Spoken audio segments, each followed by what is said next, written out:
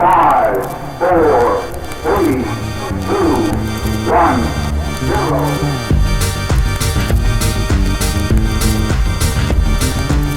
Hey pals, I hope you're doing good. Welcome back to another weekly reading vlog. Today is already Wednesday.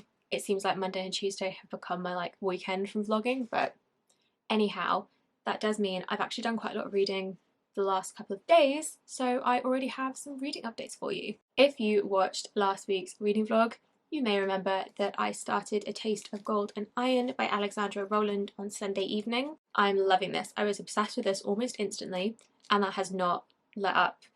I've continued to love this. I've been tabbing. I have I don't know if you can really tell, but I've got a colour-coded system and everything. That's how much I'm loving this book. To summarise this as briefly as possible, which for some reason I'm having enormous trouble with, this is a fantasy.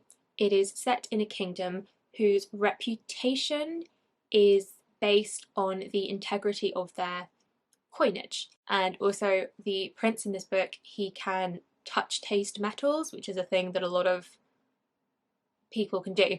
So he can touch metals and know what their composition is, which is one of the ways that their coinage has stayed so consistent, because obviously he can tell if a coin is counterfeit.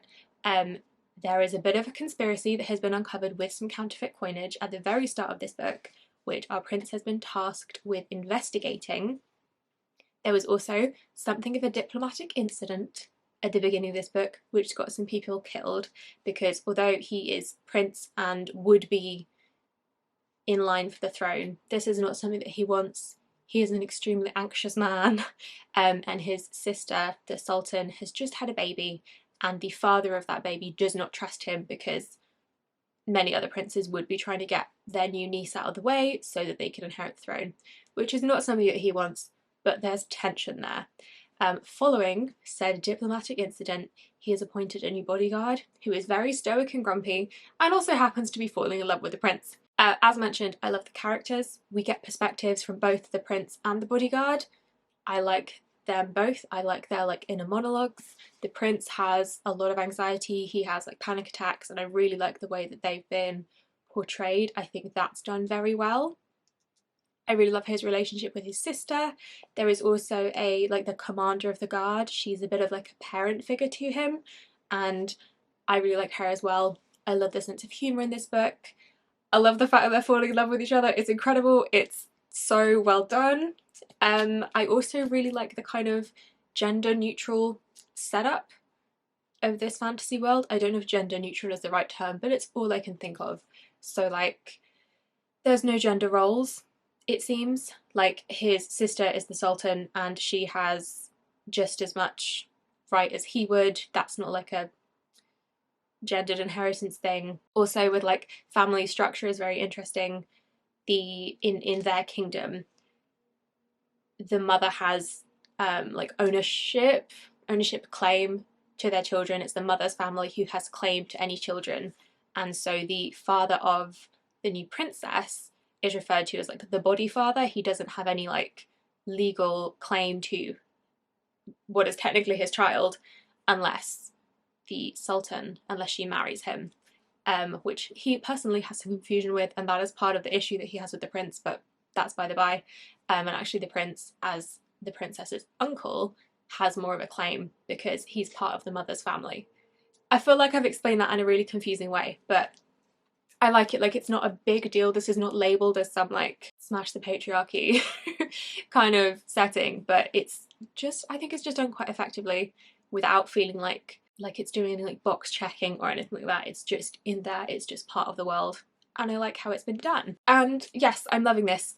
Last night I nearly had a heart attack at things that happened in the book. We were having this very cute domestic scene where he was with his sister and the niece, and they were having a little family moment while he was revealing some actually quite bad shit that had just gone down, but they were having a nice little domestic scene, and then I turned the page and it was all drama, it was all go, and I nearly had a heart attack. I'm loving this. I've said that 6 times. The other book that I'm reading is The First Sister by Linden A. Lewis. I'm sort of speed running my reread of this so that I can read the sequel. I am 250 pages in, and I'm very glad that I'm rereading it because there's definitely stuff that I didn't remember, and there's stuff that I know is going to be, just because foreshadowing, I know it's going to be significant in the second book, and I would be really confused if I hadn't reread this, because there's a lot of rebellion, there's two sides in this war, and there's, you know, people are working for different people and have various motives. It's quite political in that way, so I'm glad to like refresh my memory with this. I am really struggling to explain this book. I don't know what's wrong with me today. I just can't get the thoughts out. I've just had a quick read of the blurb, and that is also really vague, so I think vague is the way to go. This is a sci-fi. It is set in like a futuristic time where things like genetic modification and fancy space tech are all commonplace, and this is set in a time of war, and we're following people on both sides of this war, funnily enough. There's rebellion, there's people, you know, switching sides, switching motivations, having secret hidden motivations.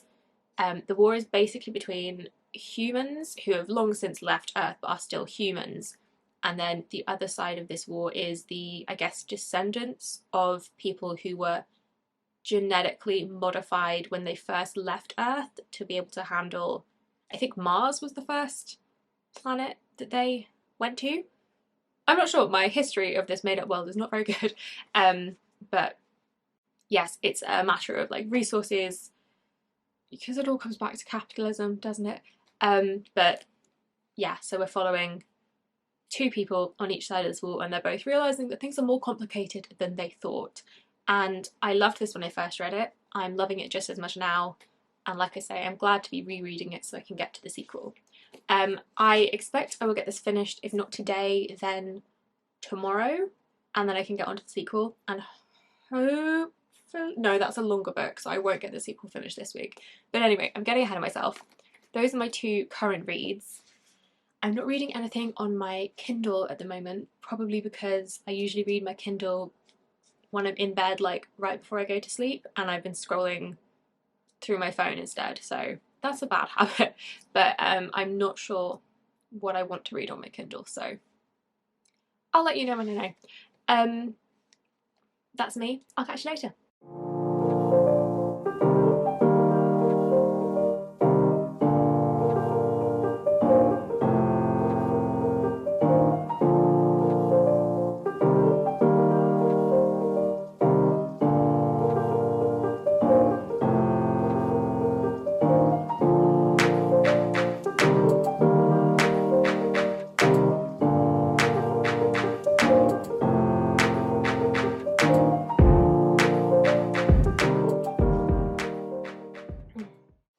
Hello, it's Friday and I have reading updates. I finished my audio reread of The First Sister yesterday, and I enjoyed it just as much the second time round as I did the first. I am, like I've said, very glad that I reread this, because there's things that I forgot about, things that I think plot-wise will be very relevant in the second book, like things that were revealed and, you know, plot twists that are obviously going to be relevant. And I'm glad that I know what they were, because I would not remember otherwise. There are several things in this that meant I was always going to love it. Like, there is a significant component of like genetic modification, not artificial intelligence, but one side of the rebellion uses these implants that they can kind of control their own emotions with in a way, and allow them to control the weapons that they use, and also allow them to like communicate with others to some extent. And that kind of thing is my jam. I was always going to love that. But also I think I love this because it's quite fast paced. There's a lot happening, but the pace is not down to action scenes or fight scenes, which I think is often the case when somebody describes specifically a sci-fi as like fast paced. It usually means there's lots of like dramatic action and like fight scenes, which I don't really care to read, because often I just like don't care about the mechanics of a fight scene. This manages to be very pacey without loads of fight scenes or like other interpersonal dramatics, and I really enjoyed that. I also think that this might be quite a good sci-fi for people who don't read a whole ton of sci-fi, because although it's very sci-fi in like elements of it, like it's set in space, on spaceships, there are other planets, there's genetic modification, you don't need to know the mechanics or how they work. Like, if you can just take that at face value, then I think that doesn't impede on your enjoyment of the book anyway. It's hard for me to say objectively because I read a lot of sci-fi and I eat that up, but this is much more about rebellion and loyalty to ideals versus loyalty to people, and how that can kind of change and conflict. And yeah, so for that reason, I feel like it might be an interesting one for people who don't read a lot of sci-fi. Like, don't let the sci-fi-ness of this put you off, is what I'm trying to say. I think that's probably everything I have to say about this that wouldn't be spoilery, and I am now, well, I've actually started the second book on audio already. I'm like about 10 minutes into the audiobook for this. This one is quite chunky, more so than this. So I won't be finishing this week, but I hope to make a good dent in it over the weekend. I'm just very interested to see what happens where we left people at the end of the first book, without giving you a major plot twist, which was very satisfying to reread, by the way, with one of the characters. It just, everything kind of fucks about at the end of the first book, so I'm just really interested to see what happens and see how that all plays out. So looking forward to getting through this one. So I actually haven't read any more of A Taste of Gold and Iron. I really wanted to, but because it's a big heavy hardback, I've just not really sat down and read it. But I have started to read my ebook of Square by Mira Grant. I read about half of that last night before I was going to sleep, which I wouldn't strictly recommend because it's quite an intense horror. I don't know if it's an intense horror. It is a horror and it is also quite intense. I don't know that the horror element, do you know what I mean? I don't read a lot of horror, so I feel like I can't quantify that exactly, but safe to say it's an intense read. I think it's 100 and something pages. It's a novella, it's quite short, so it gets going really quickly, and I managed to read about half of it before I got sleepy.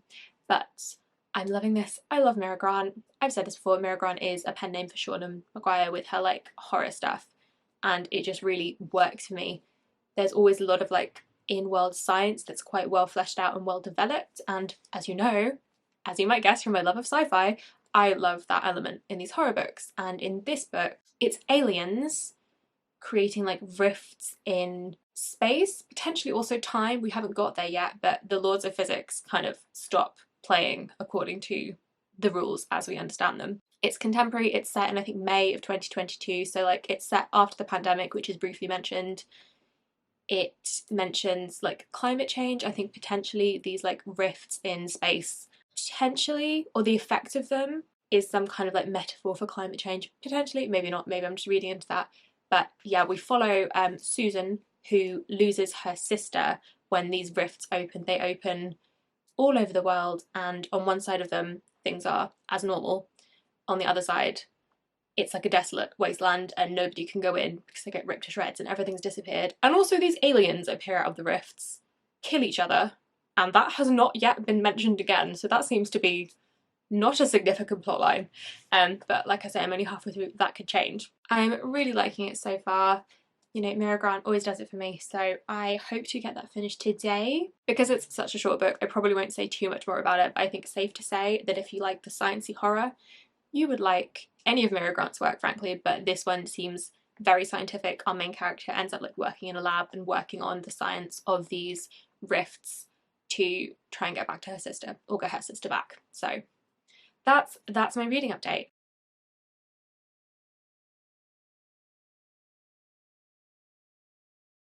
Hello everybody, it's actually Tuesday of the following week.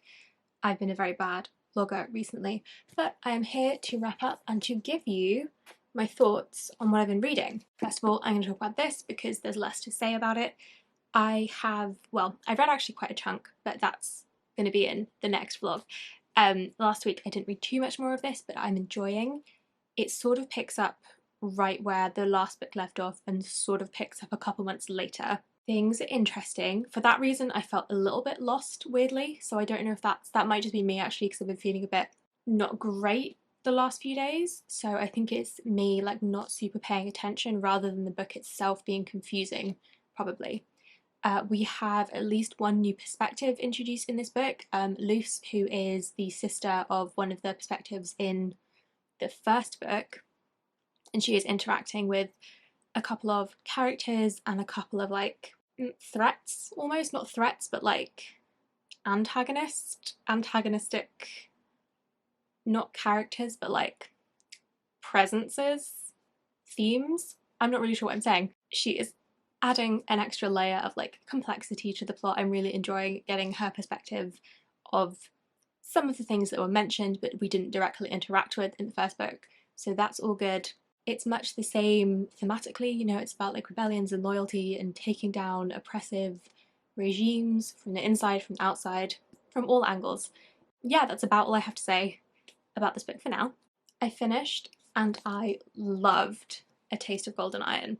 Can you see how many tabs are in this thing? This is hands down a new favourite book.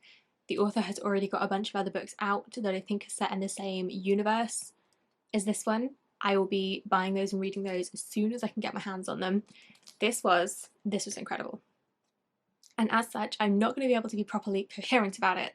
I kind of want to film like a dedicated review for this book, which is not something that I do. Reviews scare me. I'm not very good at talking about my feelings or books or themes. There's always stuff that I feel like I mess up when I'm saying, and there's always stuff that I've missed out. So it scares me, but I might film a review of this book just because I have so many feelings about this. But in brief, can I be brief? In brief, this was excellent. So the most prominent theme in this book is the romance that develops between the prince and the bodyguard, whose names I still don't know, despite having read 500 pages about them. That's the most like obvious theme, but this book is about fealty as much as it is about the romance.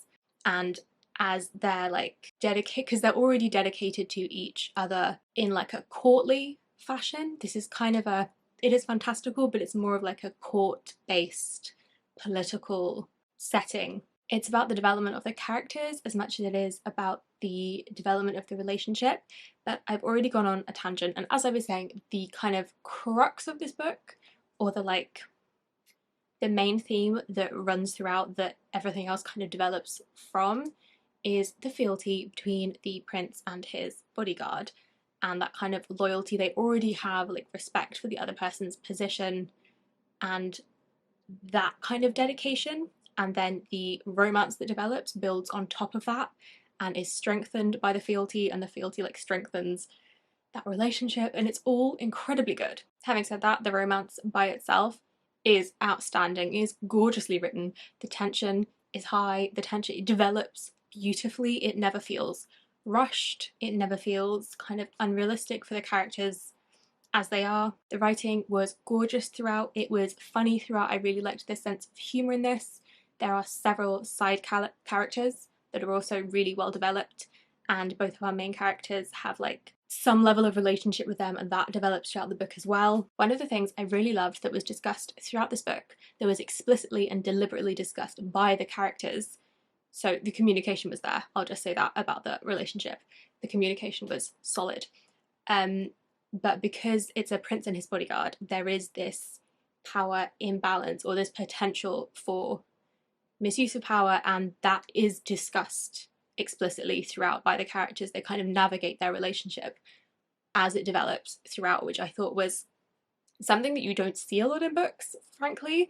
The way that Alexandra Rowland has set up the kind of, I don't know if hierarchical is the right word, but the structure of the like lords and their subordinates, there are several ways for it to be consensual. Does that make sense? Because ultimately, when one person is a subordinate of another, can it really be like a truly consensual relationship? But the way she's structured it, she gives the bodyguard there are opportunities for him to like say no and reject advances, and that is again explicitly discussed in the book between him and his superior commander, who she says like, you like absolutely don't feel pressured to do anything. It is very wholesome. He's never pressured into anything throughout the book, but having that built into the structure goes a long way to making it feel like a much more balanced relationship. And it like I say, it is something that both parties bring up, and they have these discussions throughout the book. The prince also has similar-ish discussions with his armsman. I don't know if I mentioned in a previous snippet about this book. When this book starts, the prince is having a situation with one of his guardsmen. It becomes a whole thing, and the guardsman gets essentially demoted to armsman, and so they are also sort of re-navigating their relationship as this goes on and trying to maintain a relationship while also not putting either one of them in any kind of uncomfortable position. I feel like I've done a really poor job of explaining this, but I thought that was just a really strong point of this book. I thought it was handled really well. It also really added to the relationships. By the time we get to the end of the book, it has really strengthened those relationships.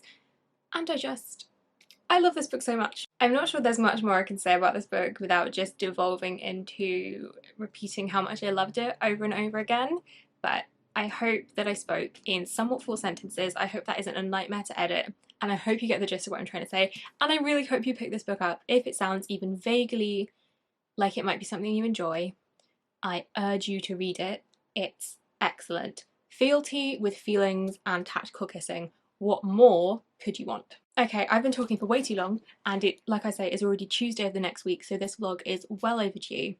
And I'm going to wrap it up and leave you there. I had a really successful reading week. I finished 2 books. Yeah, I finished 2 books. I started a 3rd. All good stuff.